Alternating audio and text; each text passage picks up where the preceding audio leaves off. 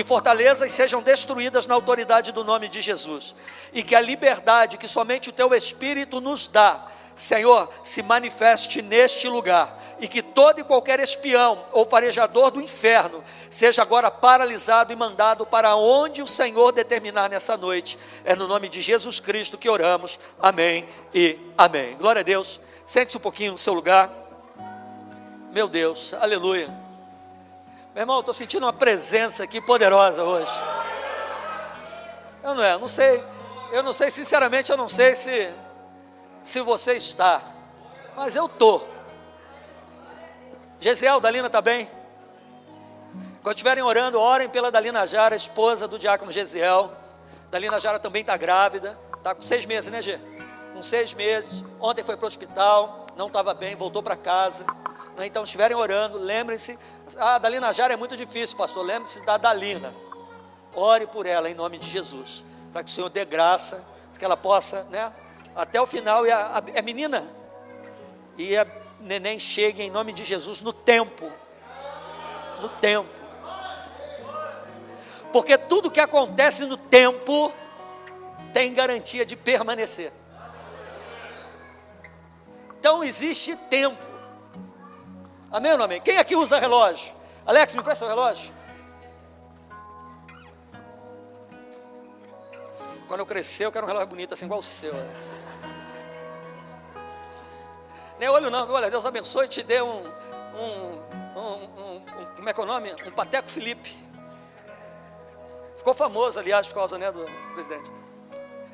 Embora esse relógio não seja um relógio de ponteiro, e eu falei aqui que o tempo, uma das coisas mais preciosas da nossa vida é o tempo. O tempo, ele não é senhor da nossa vida, mas ele é gerente da nossa vida. Porque você percebe que Deus, para todas as coisas, ele estabelece um tempo. Tanto que, para se determinar tempo, existem 2 palavras no grego que determinam e qualificam o tempo: cronos e kairos. O cronos está relacionado ao tempo, como nós conhecemos aqui, 8:29, hora, minuto, segundo, dia, mês, ano. Esse é o tempo de nascimento, desenvolvimento, crescimento, envelhecimento, morte. É o tempo cronos. E existe uma outra palavra no grego para classificar e determinar tempo, chamado kairos. E essa palavra kairos, ela está diretamente relacionada a Deus, que é o tempo que suplanta o tempo que nós conhecemos. Porque para nós pode ser 8:29, 8:30. Talvez seja para nós a hora de fazer alguma coisa. Talvez seja a hora morte de alguém ou de algumas pessoas hoje no mundo. Mas também a hora de nascimento de alguém. Mas esse tempo cronos, a qual demarca todas essas coisas, não tem poder sobre o kairos de Deus. O tempo cronos está sujeito a esse kairos, que é o tempo que Deus determina para tudo.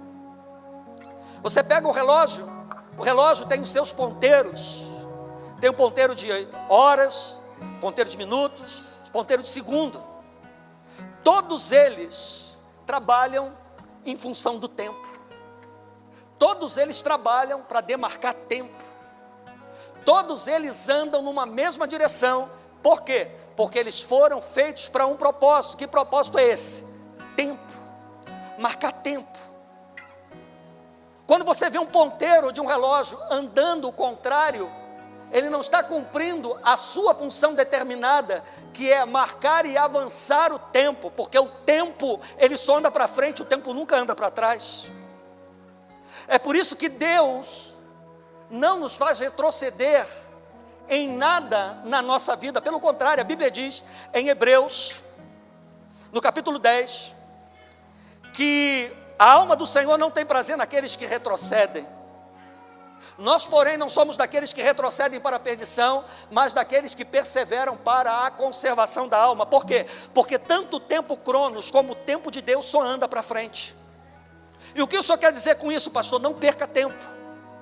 Não perca tempo com coisas que você não tem que perder tempo. Não perca tempo com situações às quais você não deve perder tempo.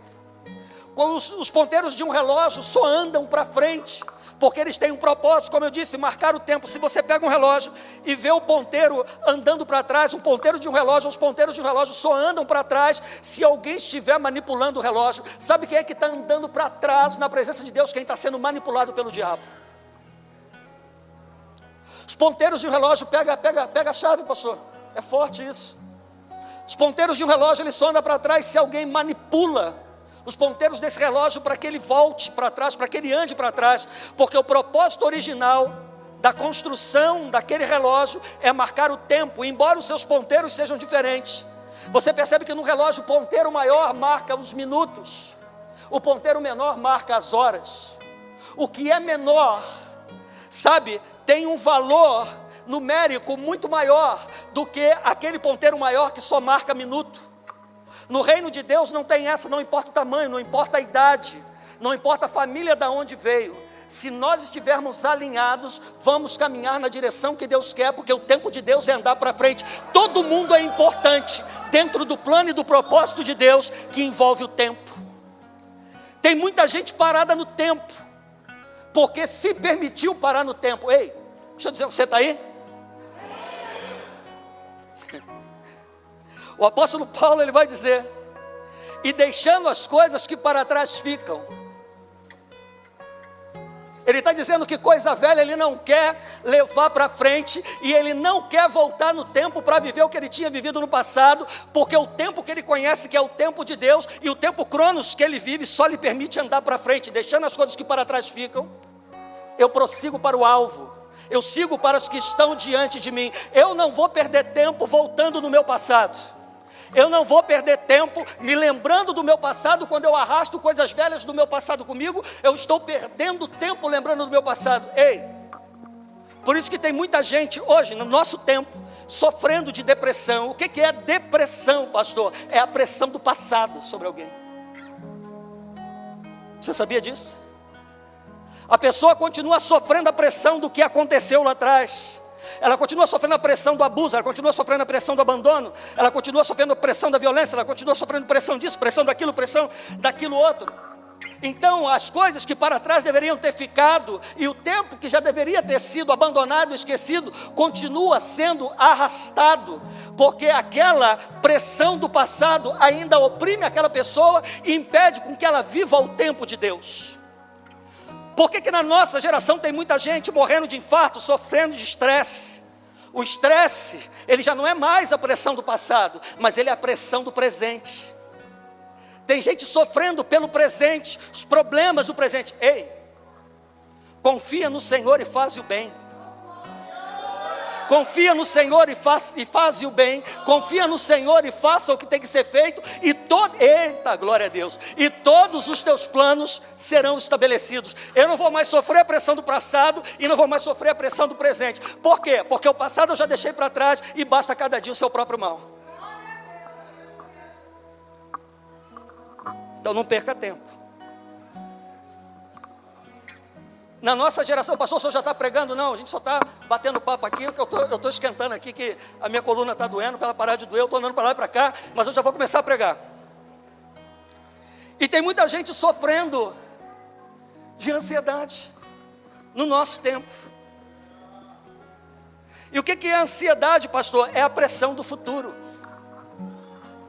Tem gente que sofre com a pressão do passado, tem gente que está sofrendo pela pressão do presente, e tem gente que está sofrendo pela pressão do futuro. Nem aconteceu ainda, ele já está sofrendo, ela já está sofrendo. Ei, é o dia que se chama hoje.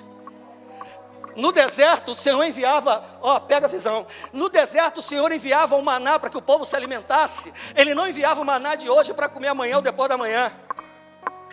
O maná daquele dia, ele mandava naquela manhã, comia aquele dia. E o amanhã tinha maná de novo.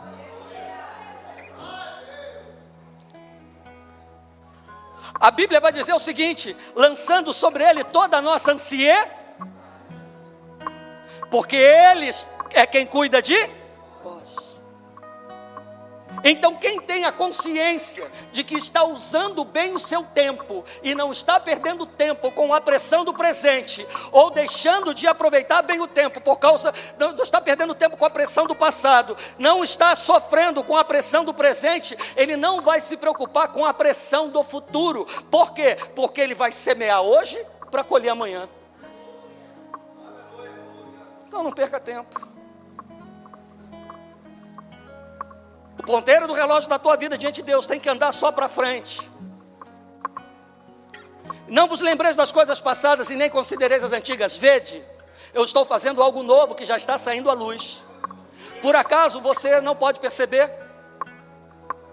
Está dizendo para mim não lembrar das coisas que passaram, nem considerar as coisas que são antigas. Eu preciso olhar hoje e ver o que o Senhor está fazendo hoje e o que está saindo à luz. Aí ele vai dizer assim, ó: se você deixar o passado no passado, se você olhar atentamente para o teu presente, você vai conseguir enxergar o que eu estou fazendo lá na frente. Eis que eu abrirei caminho no deserto e rio em terra seca. Ou seja, eu vou fazer o que ninguém pode, eu vou fazer o que ninguém consegue. Daí o significado da palavra dependência. No tempo que nós vivemos, as pessoas não têm tempo para depender de Deus.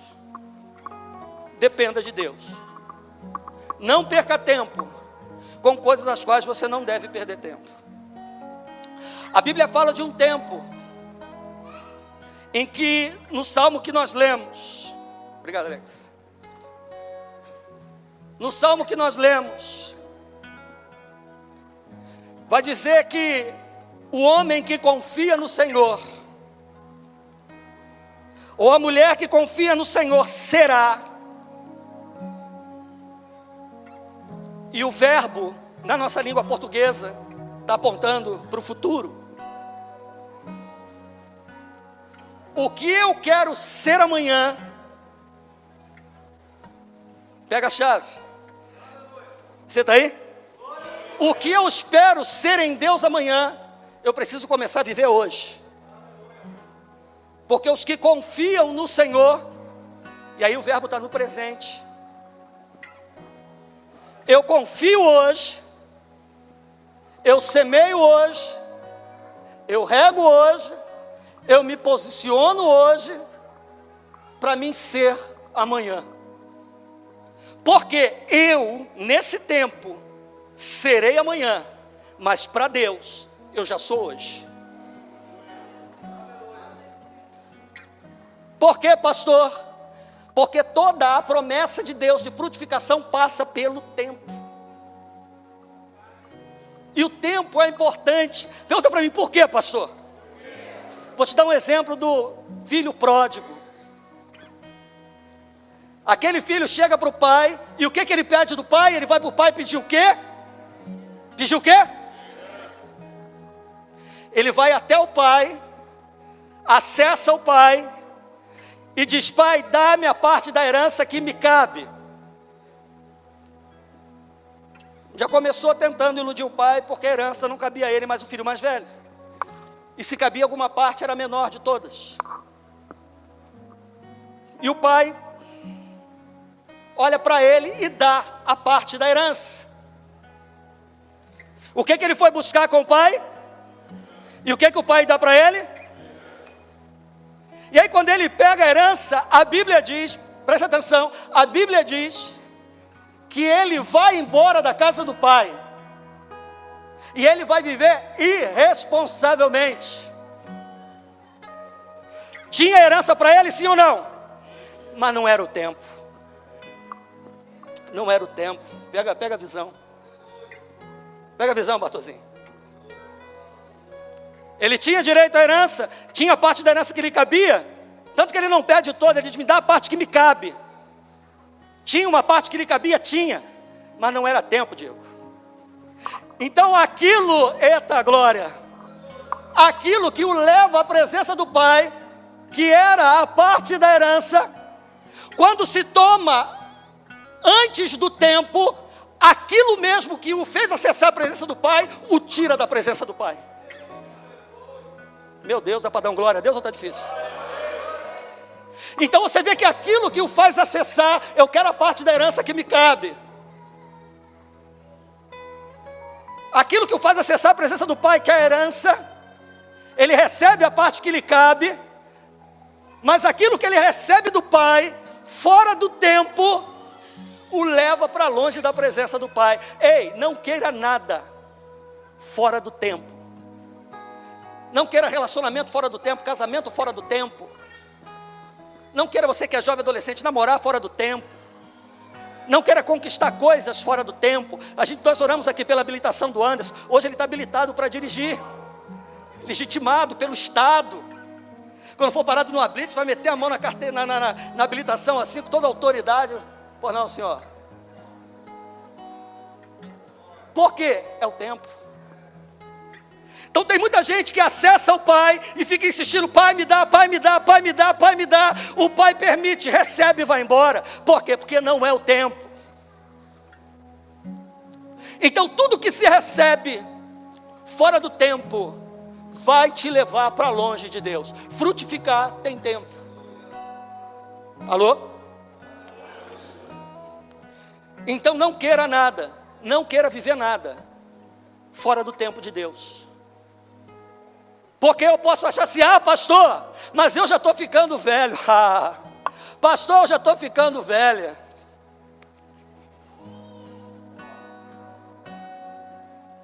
Uma vez o anjo vira para Abraão e fala assim: ó, Sarai, tua mulher, vai ter um filho. Ela estava ouvindo e falou: ah, é ruim, hein? Eu? Não, eu já sou velha.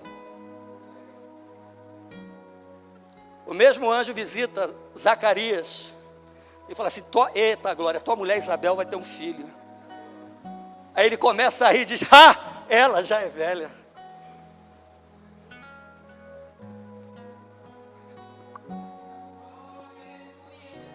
O meu tempo é Cronos, é relógio, é o que eu quero, a hora que eu quero, no tempo que eu quero, no momento que eu quero. O do Deus é Kairos, é diferente. Sara engravida e concebe, dá à luz um filho. Isabel, já velha, concebe e dá à luz ao menino João Batista. É melhor frutificar na velhice do que ser um aborto na juventude. É melhor frutificar na minha velhice com 50 anos do que ser um jovem, meu irmão, que vive abortando os projetos de Deus para a sua... Eita glória, dá para dar um glória aí, irmão? Do que eu ser um jovem, uma pessoa aí cheia de vigor, sabe, começou a viver agora abortando os sonhos de Deus, porque quer a parte da herança fora do tempo. Então é melhor ser um velho. Tem velho aí, igual a mim? É melhor ser um velho que frutifica.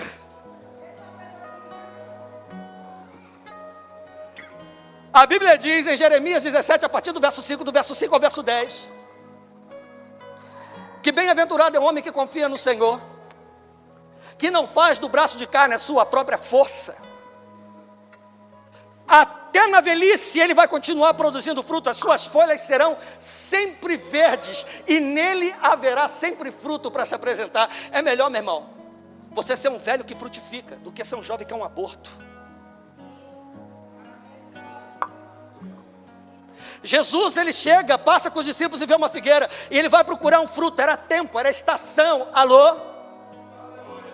Era a estação da figueira produzir fruto. Tu já parou para perguntar a Deus: Deus, é tempo de eu produzir fruto na minha vida? É tempo de eu produzir fruto? É tempo de eu frutificar para o Senhor? O tempo já passou. Entenda uma coisa, meu irmão: um crente em Jesus, mesmo na sepultura, frutifica. Por quê, pastor? Pergunta para mim: por quê, pastor? Porque a Bíblia diz que uma semente caindo na terra, se ela não morrer, ela não produz fruto. Quando uma pessoa anda na presença de Deus com fidelidade, ainda que ela passe, alguém vai lembrar do testemunho, alguém vai lembrar da vida, alguém vai lembrar dos posicionamentos, alguém vai lembrar dos conselhos, alguém vai lembrar da oração, alguém vai lembrar daquela palavra, alguém vai lembrar do posicionamento firme que teve e vai falar: nossa, aquela mulher era uma mulher de Deus, aquele homem era um homem de Deus, aquela pessoa servia a Deus com fidelidade. Então o crente, o servo de Deus, mesmo quando ele desce a sepultura e vira pó, ele continua frutificando. Tem muita gente em pé sobre a terra, irmão, como aquela figueira, do tempo de dar fruto, Jesus vai procurar e não tem nada.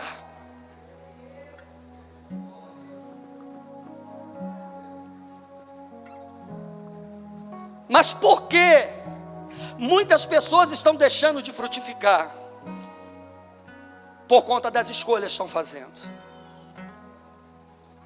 Às vezes a gente acha que ganhar dinheiro, conquistar coisas, tudo isso é bom, irmão. Tudo isso é de Deus para nós. Mas entenda uma coisa, eu aprendo com Mateus capítulo 4, verso de 1 a 11, que Jesus é levado pelo Espírito ao deserto para ser tentado pelo diabo. Ter coisas é bom, conquistar é bom, irmão, mas nem todo lugar alto que o homem sobe é Deus que coloca. E nem todo deserto que o homem entra, quem coloca é o diabo. Você vê que a ordem de Deus é diferente. Jesus é levado pelo Espírito ao deserto, e depois é levado num alto monte, e tem os reinos da terra apresentados pelo diabo. Tem muita gente que está lá em cima, que acha que quem colocou foi Deus, cuidado. E tem muita gente que está no deserto falando: ai meu Deus, oh Senhor, ele não sabe ele, não sabe ela. Sabe que ele é a coluna de nuvem durante o dia, a coluna de fogo à noite. É ele que é a provisão, ele é a rocha que brota a água. Ei, o Senhor não levou o povo para o deserto para morrer no deserto. O povo morreu no deserto porque escolheu errado. De todos os pecados que o povo de Deus saiu do Egito, cometeu no deserto, o que foi determinante para matá-los foi o da ingratidão. O pecado da ingratidão é um dos piores pecados que o homem pode cometer. Deus não leva o homem no deserto, a mulher no deserto da vida, para matar não. Deserto não é lugar para morrer, meu irmão. Deserto é lugar para passar e aprender. Ninguém amadurece sentado debaixo da sombra, meu irmão, tomando água de coco, deitado na rede. A gente amadurece no deserto. Então, assim, ei meu Deus, eita, as escolhas que a gente faz diferença. Gênesis 13, lembra? Abrão e Ló, sobrinho dele. Abrão tinha a palavra: sai da tua terra, da tua parentela, vai para a terra que eu te mostrarei. Falei de ti uma grande nação. Vou multiplicar você como as estrelas do céu, as areias da praia. Ninguém vai ser como tu, Abrão. Só larga e me segue. Abrão larga tudo e vai, leva com ele Ló, seu sobrinho. Chega uma hora, irmão, que eles prosperam. Abrão prospera porque tem a palavra. Ló prospera porque está colado com quem tem a palavra. Ah, você não entendeu não. Abrão prospera no deserto porque ele tem com ele a palavra e a promessa. Ló, por tabela, prospera porque está colado do lado de quem tem a palavra e a promessa. E os dois estão no deserto. Só que chega uma hora que uma escolha tem que ser feita. Meu Deus, estou falando que eu estou sentindo Deus aqui? Só que chega uma hora que o meu papelzinho já ficou ali, ó.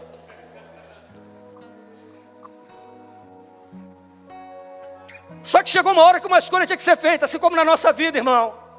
Chega uma hora que a gente tem que fazer escolhas na nossa vida, que vão ser determinantes. Que para o Kairos de Deus se cumprir, eu preciso tomar decisões nesse Cronos. E aí Abrão fala assim: Ló, somos parentes, somos irmãos, embora fossem tio e sobrinho, nós crescemos muito. Os nossos pastores estão brigando entre si, e não é bom que isso aconteça, porque somos irmãos, Ló. Faça o seguinte, escolha. Escolha, isso é lindo. Escolhe, Ló. Se tu for para a direita, eu vou para a esquerda. Se tu for para a esquerda, eu vou para a direita. Por quê que Abraão manda Ló escolher? Sendo que ele era mais velho e a prerrogativa da escolha era de Abraão. Pergunta para mim, por quê, pastor? Porque quem é escolhido por Deus não tem escolha não, irmão.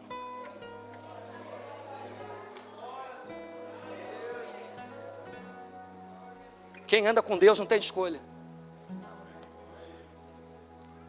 Entendeu, galera? Quem anda com Deus não tem escolha.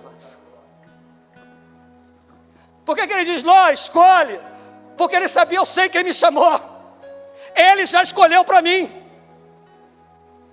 Eu não tenho como escolher, porque a escolha para mim já foi feita. Quem anda com Deus não escolhe. Por quê? Porque sabe que quem escolhe para ele é Deus. Quem escolhe para ela é Deus. Ei, vou falar uma coisa. E Deus não muda de ideia. Me prova na Bíblia, pastor. Romanos 11, 29. Os dons e a vocação de Deus são irrevogáveis. Deus não revoga. O homem joga fora, Deus não revoga. Satanás não deixou de ser um querubim porque se rebelou contra Deus, mas ele perdeu a glória e perdeu o céu. Alô? Camarada pode ir para o inferno sendo um apóstolo, pode ir para o inferno com título de missionária, pode ir para o inferno pastoreando uma igreja enorme, sendo rico, milionário, porque dom e vocação Deus não revoga, quem joga fora é o homem. Eli, eu tinha prometido que da tua descendência não lhe faltaria sucessor. Eu tinha prometido, Eli, que de ti sairiam sacerdotes. Longe de mim tal coisa agora, Eli, porque os que me honram eu vou honrar, mas quem me despreza eu também sei desprezar, Eli. Fala para mim que Deus não é justiça. Então, quem é escolhido não tem escolha. Quantos aqui tem um chamado de Deus? Levanta a mão. Eita glória, muita gente.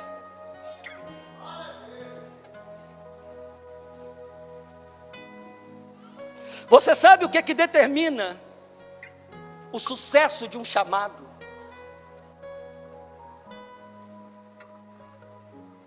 E o sucesso que eu quero dizer não é sobre a ótica desse mundo e nem na visão desse mundo, mas ser bem sucedido diante de Deus, diante do Senhor, sabe, diante daquilo que Ele te chamou para fazer. Você sabe o que é determinante para o sucesso de um chamado? Chamado, pega essa chave. Você que levantou a mão disse que tem chamado. Chamado não faz diferença se eu não atendo.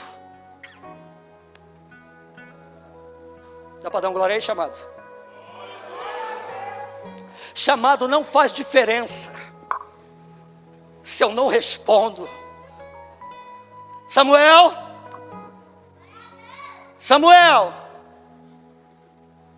fala, Senhor, porque o teu servo ouve. É como se eu pegasse o meu telefone, que eu não uso, e ligasse para você, como tem gente que liga para mim, e meu telefone está no carro, está em casa, ou está em qualquer outro lugar, e você não atende. Eu jamais vou saber o que vai ser revelado a mim, que está lá do outro lado, por quem me chama, se eu não atendo o chamado de quem está do outro lado. Tu jamais vai saber o que Deus quer, o que Deus vai fazer, se tu não atender o chamado. Eita glória. Ah, eu tenho chamado, pastor, mas tu já atendeu o chamado? No dia que Deus me chamou eu fui, irmão, e não tem um dia que eu me arrependa. No dia que Deus me chamou eu fui. No dia que Deus chamou minha família, vamos embora. Por quê? Porque quem chama paga a conta, irmão. Quem chama garante. Você, ei, meu Deus. Você sabe a característica de alguém chamado? Um chamado de verdade? Pergunta para mim assim, qual é, pastor? Ele confia. Um chamado confia. Aquele que se autodeclara chamado, chamada, não confia no grande da Galileia. Agora o chamado confia. Por quê? Porque aquele que chamou não é homem para mentir. Então chega uma hora na vida que o tempo de frutificar chega. E eu preciso fazer uma escolha. Então lá no deserto, em Gênesis 13, Abraão fala, olha lá, nós somos parentes, nós somos irmãos, a gente não pode brigar, os nossos pastores são assim, nós crescemos muito, então escolhe.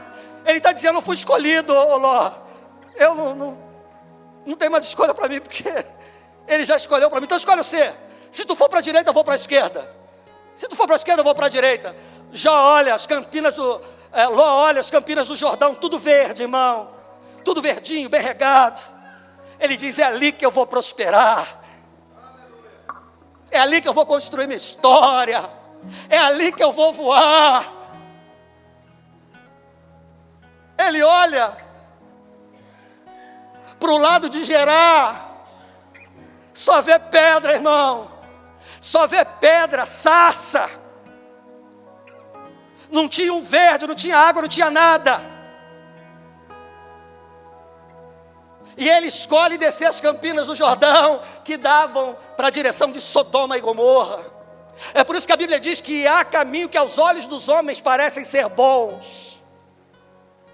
Tem muita gente se frustrando na vida porque está escolhendo. Tem muita gente pagando preço ou vai pagar. Porque, ei, você está aí? Tenho 2 minutos. Porque não aceita as escolhas de Deus para si.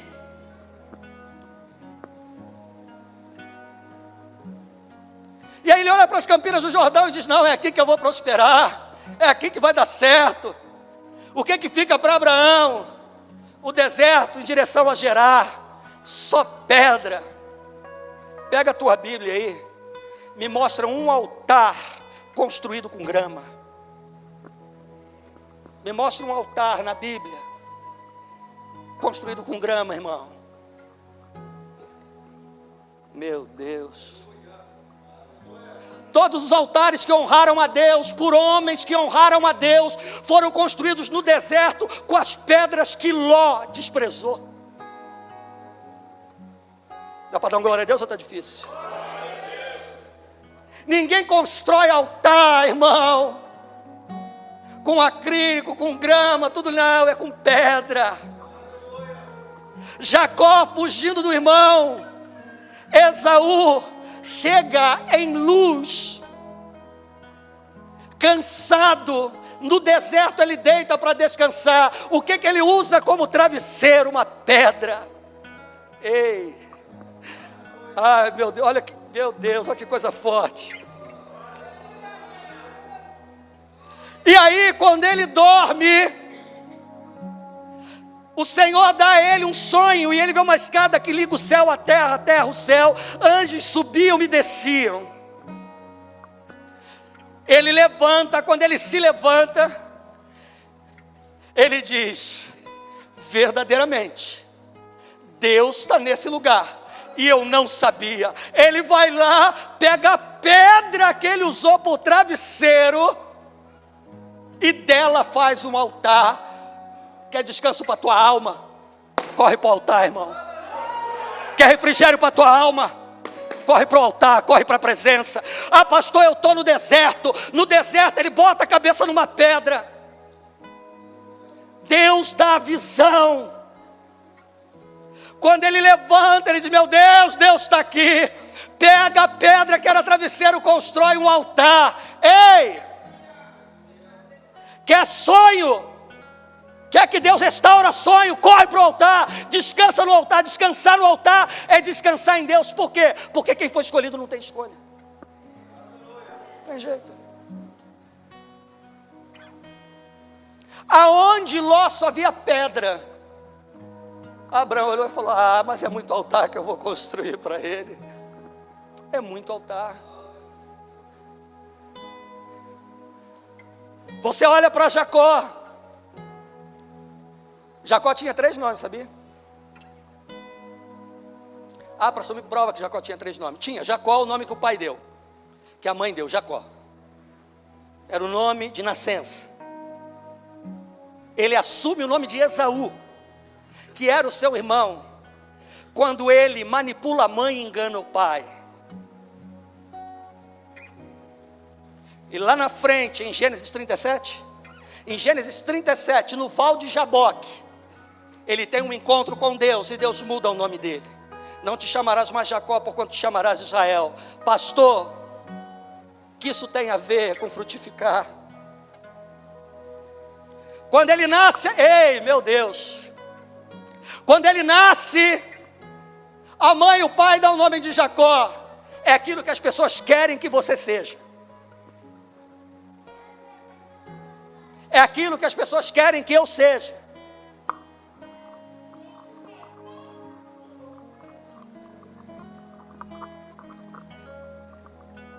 Pegou a visão, varão? É aquilo que as pessoas querem que você seja. Quando ele vai à presença de Isaac, seu pai, se cobre com a pele do cabrito, pastor.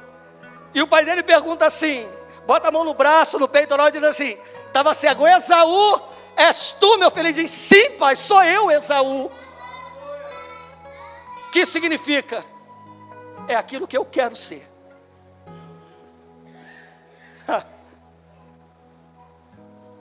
Quando ele diz, sim, pai, sou eu, Esaú. Jacó era aquilo, era o nome que o pai e a mãe deu. É o que para nós é o que as pessoas querem que eu seja, o que as pessoas querem que você seja. Quando ele diz, sou eu, pai, Esaú, é o que ele queria, quem ele queria ser. Ele queria ser Esaú, ele queria ser o irmão. O tempo passa e ele está no deserto. E aí mesmo no deserto, no erro, o Senhor prospera aquele homem, e ele chega no Val de Jaboque, diante daquele ribeiro, atravessa a família, atravessa tudo que ele tinha e volta e diz, não, agora é eu e Deus. E ele tem um encontro ali, naquele lugar chamado Peniel, e aí o anjo do Senhor pergunta para ele, qual é o teu nome? Aí ele diz, Jacó, o meu nome.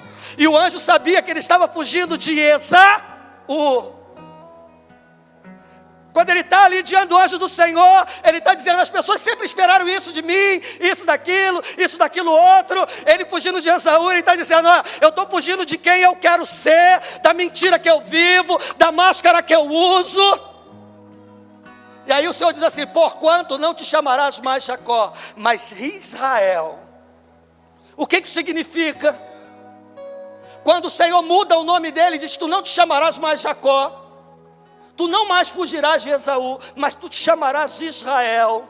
Uma coisa é o que as pessoas querem que eu seja, uma coisa é o que eu quero ser, outra coisa é o que Deus quer que eu seja.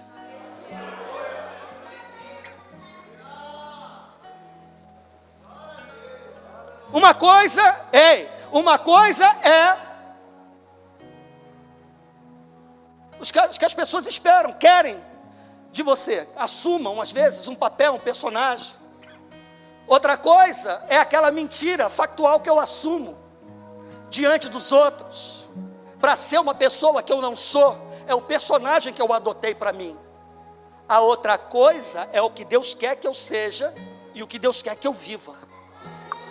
E para mim, viver isso e ser essa pessoa, eu tenho que atravessar o vale.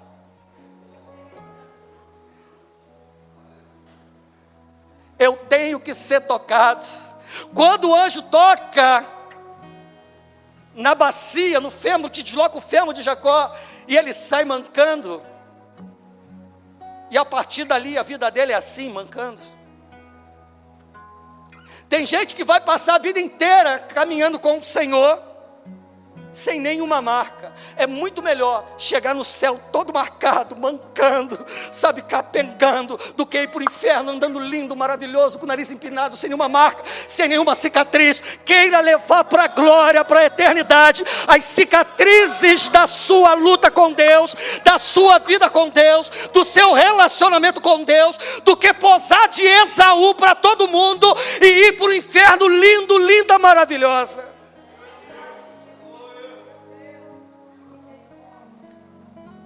Porque frutificar tem um tempo. Tem muita gente, infelizmente, muitos estão dentro da igreja de Jesus, que no leito vão lamentar, eu podia ter feito mais. Pessoas que vão pedir um dia de saúde, para dizer, Senhor, como eu queria estar nesse sol quente, agora com um folheto na mão. Senhor, como eu queria mais um dia de saúde, para me fazer aquela visita, para ir lá orar por aquela pessoa que tantas vezes eu não fui.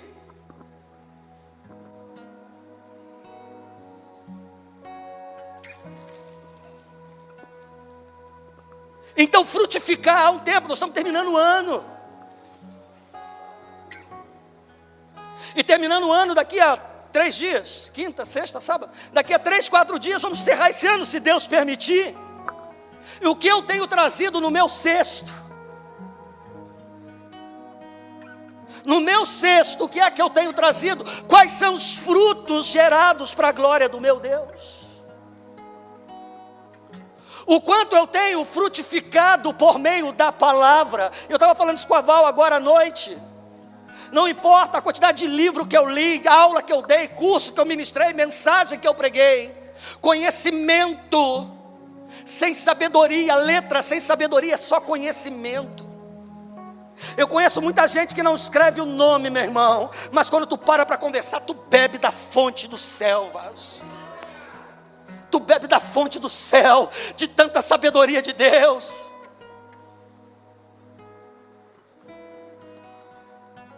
Então há tempo para frutificar. Então veja bem, nós fazemos parte de uma engrenagem que o Senhor constituiu para que funcionasse na direção dele. Cada ponteiro é diferente, cada ponteiro marca uma graduação de tempo, mas todos andam na mesma direção para cumprir o mesmo propósito. Quem não, eita meu Deus, quem não está alinhado, andando na mesma direção, está fora do propósito do céu para esse tempo.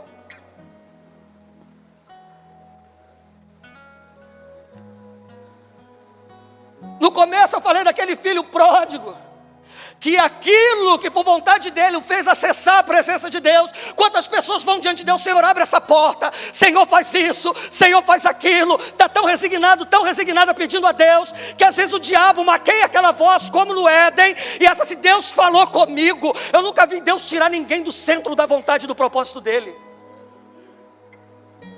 Eu nunca vi alguém pedir assim: Deus me dá refrigério. Sabe como Deus me deu refrigério ao longo de todos esses anos? Me dando mais trabalho.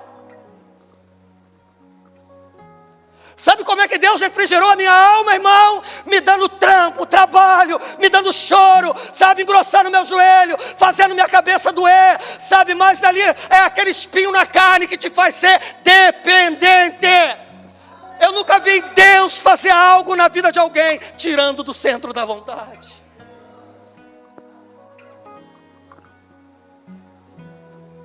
Quando eu saio do centro da vontade, eu saio do propósito.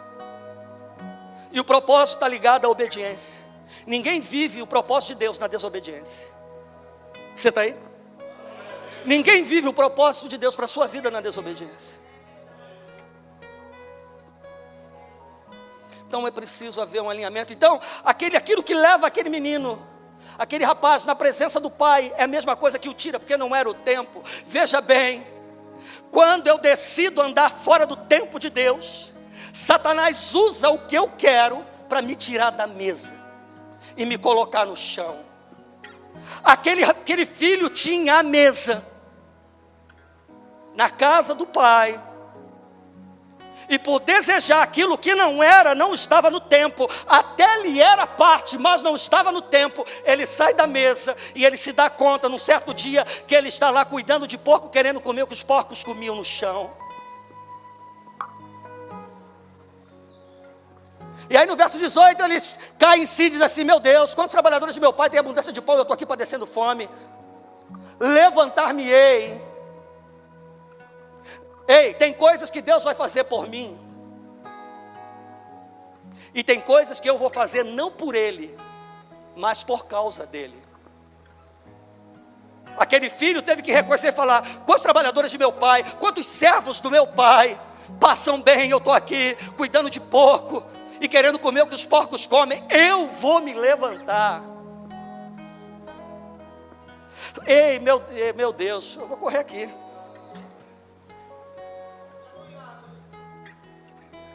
Varão, vou até tomar água.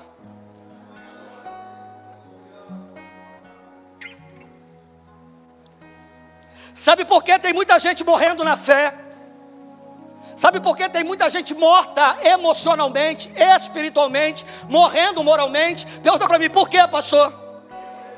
Porque quando chegou o tempo, ai meu Deus, quando chegou o tempo de ser confrontado, foi consolado. Quando chegou o tempo de ser confrontada, foi consolada. My God, meu Deus.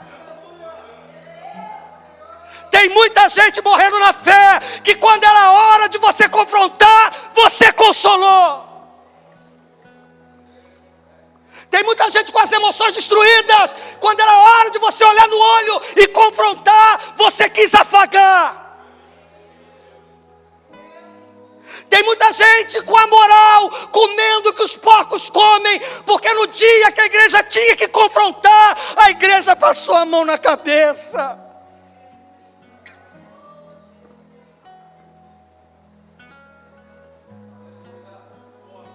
Aí a culpa é nossa, irmão. Então tem muita gente morrendo na fé, porque no dia que tinha que ser confrontada, Marcão, foi consolada. Ela disse assim: eu sou tão coitado, né? Eu sou tão coitada, significa que se eu fizer de novo, eu vou ser consolado de novo. Eu vou ser consolada de novo. Não vai ter confronto para mim.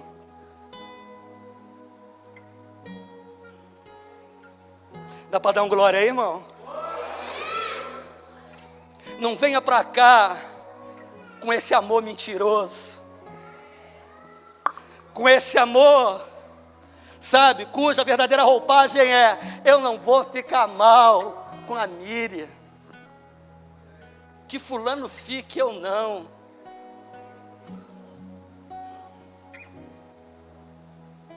Aí às vezes a gente, ei, meu Deus, eu quero parar. Aí às vezes a gente abre brecha na nossa vida e traz tempestades para a nossa vida que a gente não sabe. A Bíblia fala de 2 barcos, pastor. Um que estava indo para Tarsis, Léo, e o outro que estava indo para o outro lado do lago de Genezaré. No que estava indo para Tarsis, quem estava dentro tinha que ir para Nínive. Mas aí faz a escolha errada. Jonas vai e entra no barco. Era para ir para Nínive, ele vai para Tarsis.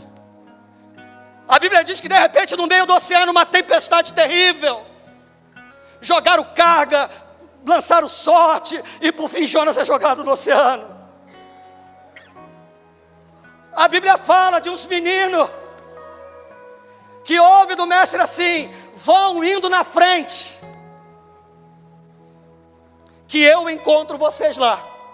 Por volta da 4ª vigília da noite, 3 da madrugada, o vento soprando, o mar revolto, uma tempestade, um outro barco.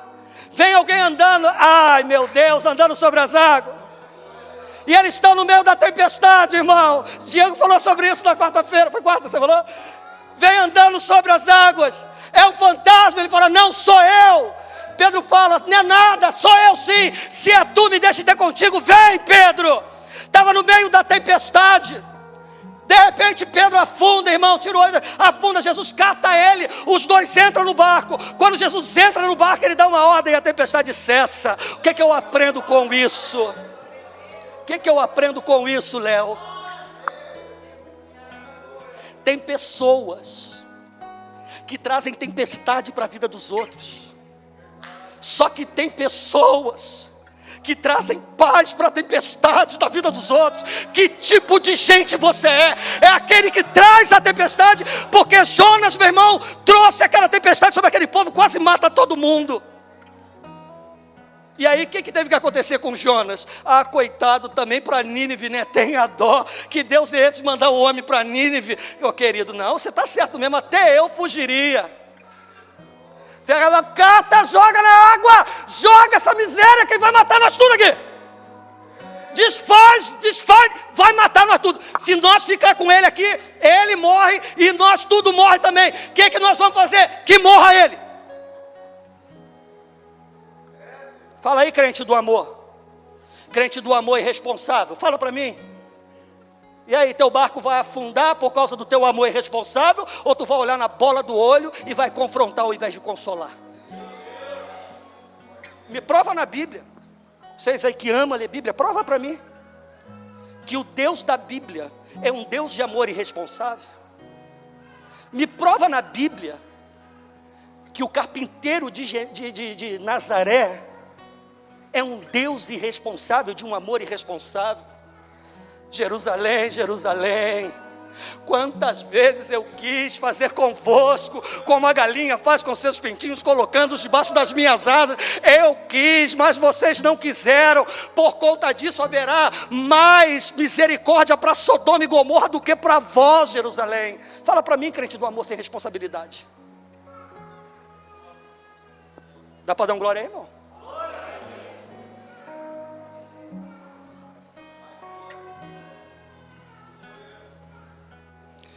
E aí deixa eu voltar no menino lá do Lucas 15 para me encerrar. Ele sai da mesa, porque chega na hora de escolher, ele escolhe errado, quer aquilo que até era dele fora do tempo. E aí o diabo consegue, diz, não, você é de Deus, você tem um chamado de Deus, você é de Deus para você, isso e aquilo até era, irmão. O que o pai tinha até a parte dele, mas não era o tempo. E aí ele está comendo comida de porco, chega uma hora que ele tem que levantar e ir para a casa do pai. O diabo tira o filho da mesa e coloca no chão. O pai tira o servo do chão e coloca na mesa como filho. Mas eu tenho que me levantar. Pastor não mata a fé de ninguém. Igreja não mata a fé de ninguém. Porque qualquer pessoa que sai da igreja de Cristo por causa de homem, nunca chegou nela por causa de Jesus. Conversa de não crente, conversa de ímpio, desviado. Eu vou sair da igreja por causa de fulano. Tu nunca chegou nela por causa de Jesus, rapaz. Teu negócio nunca foi com Jesus, teu negócio nunca foi com Jesus, dona. Porque quem tem negócio com Jesus, meu irmão, é igual a arca, um monte de bicho fazendo cocô, xixi, pensa aquela confusão, 40 dias, 40 noites, 150 dias para as águas descer, pensa aquela família dentro daquela arca, irmão, um fedor miserável, aquela guerra, pensa um monte de mulher junto, irmão, a prova que é você lidar com um monte de mulher junta, 150 dias, irmão, 190 dias no lugar só, tu com um monte de mulher, pensa, o cara não endoida, se o cara, meu irmão, a minha vida sempre teve mulheres, hoje são 2, antigamente era 3 mulheres, pensa a minha vida será fácil, irmão, dentro de casa, 3 mulheres, hoje não é, irmão, com 2, pensa a guerra que é, para sair, para comprar as coisas, é uma confusão, e isso, e aquilo, e não é, e sai tal hora, e não sai tal hora, e pega isso, e pega aquilo, e volta para lá, e esqueceu, levou, mas deixou, pensa, irmão, a luta que é, meu irmão, mas pergunta se eles queriam sair lá de dentro, pergunta, irmão, se eles queriam viver lá fora. Às vezes é muito melhor você estar num lugar, pode até ter um mau cheiro, mas onde tem vida, do que onde está suave, sossegado e ter morte. Então a igreja de Jesus pode ter o mau cheiro que for, irmão. Pode ter gente fazendo aí as bobagens aí que tem que fazer. Eu vou tomar minha posição. Mas eu prefiro 1000 vezes estar aqui dentro, onde eu sei que tem vida, do que lá fora, onde tem morte, ao invés de estar lá fora onde tem morte. Então é tempo de frutificar, irmão. É tempo. Meu pastor, fala aí, quero parar. Meu Deus, que nem saiu o trem aqui. Quantos aqui têm uma aliança? São casados? Ou estão noivos? Namorados? Levanta a mão, Isabelle. Aliança. Pode baixar a mão. Deixa eu falar uma coisa rapidinho aqui. Homem sem aliança. Pastor, mas eu amo. Cadê tua aliança, irmão? Mulher sem aliança.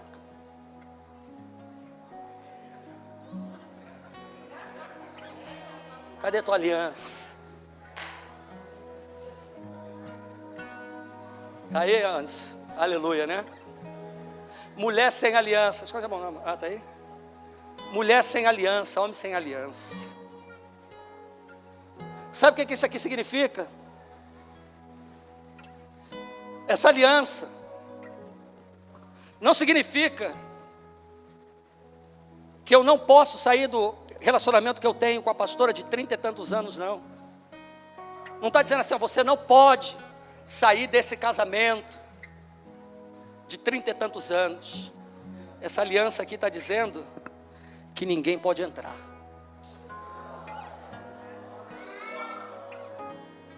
Que ninguém pode entrar.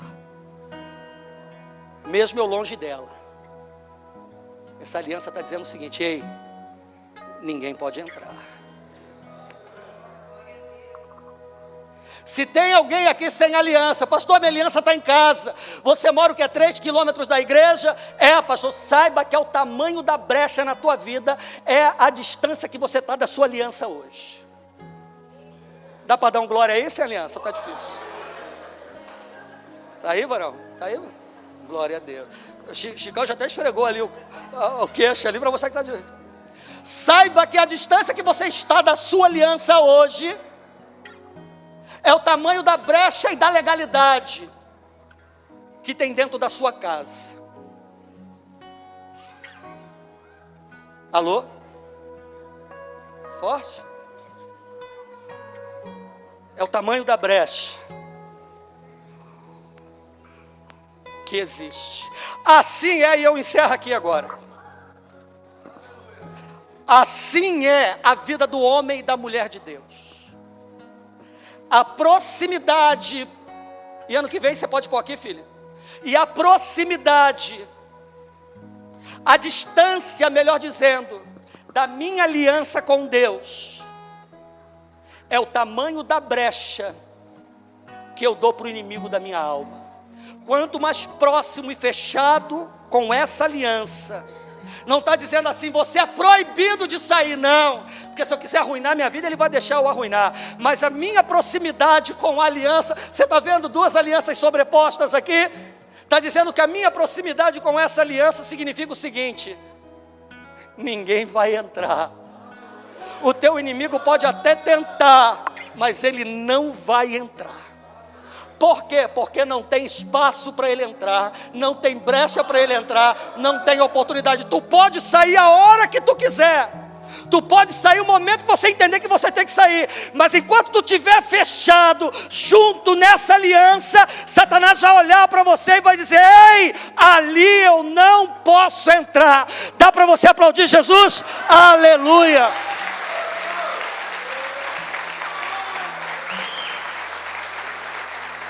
É isso.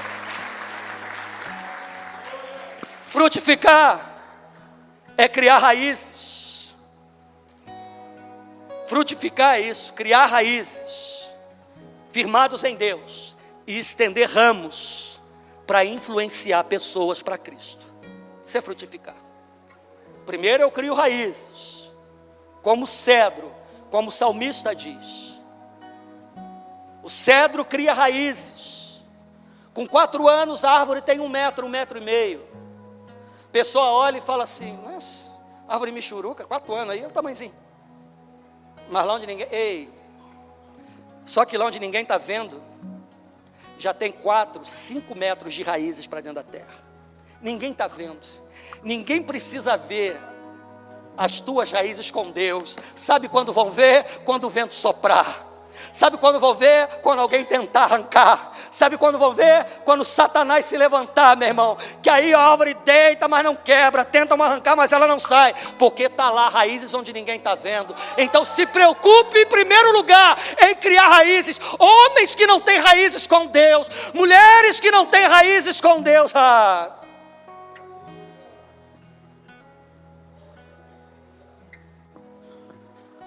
E aí a raiz vai crescendo, de repente encontra uma rocha.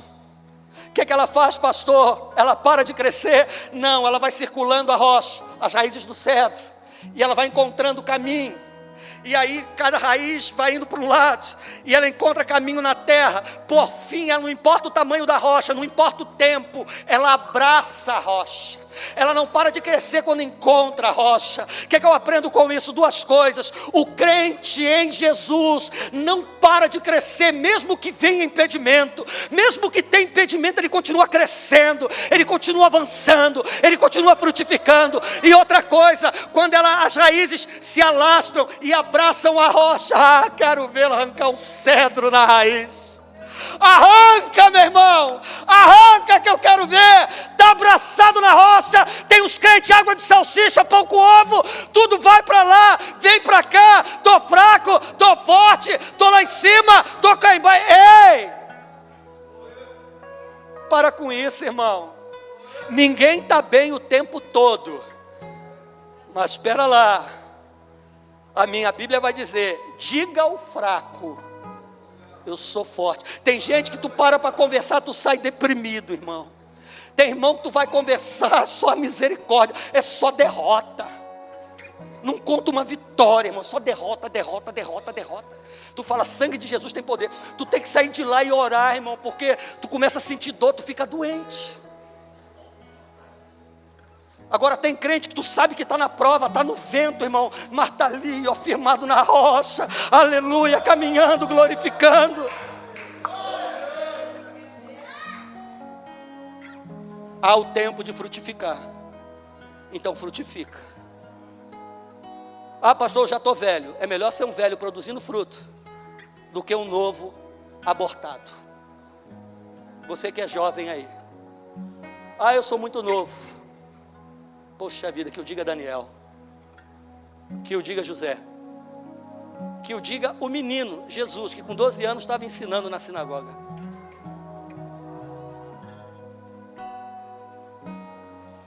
Eu sou velho, fala para Moisés, foi levado para o deserto 40, voltou para o Egito com 80.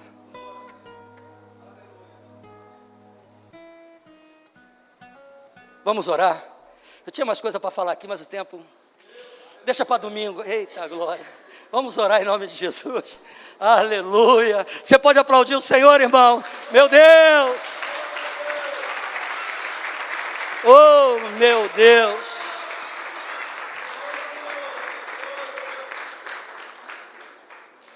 Ô Rafa, bota o fundo que você quiser aí. Mas fundo de velório não, fundo para glorificar Jesus. E nós vamos orar agora.